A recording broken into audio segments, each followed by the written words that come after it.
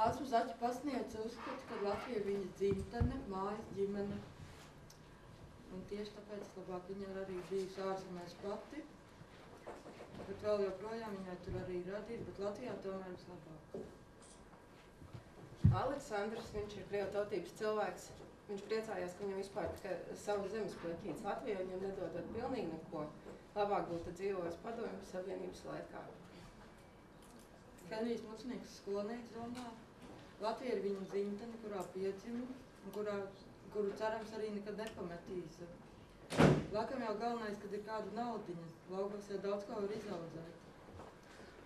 Kad viņš izaugs, mācīsies, iegūs labu izglītību, tad, ja būs iespēja, strādās tāpat Latvijā. Inga Zariņa saka, ka Latvija tā ir mana dzimtā vieta. Noteikti nekad viņa to nepametīs. Ko viņa var dot? Viņa var izildzināt savus bērnus, lai nenoskaņot tos pret Latviju. Krišāns Lauks skolnieks.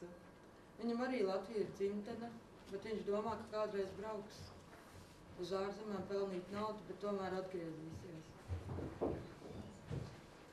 Mārīte saka, ka Latvija ir viņas dzimtene. Maza skaista valsts, kur ir pasargāta no dažādām dabas stihijām.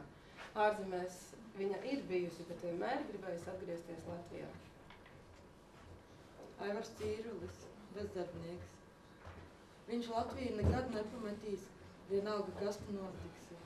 Viņš var sniegt Latvijai savu darbu, kaut vai sakopļot mājas pagalvus. Un Jānis saka, ka Latvija viņam ir visi, tēva mājas, dzimtene. Savu godīgu darbu, rūpes par zemi ģimeni viņš var sniegt Latvijai.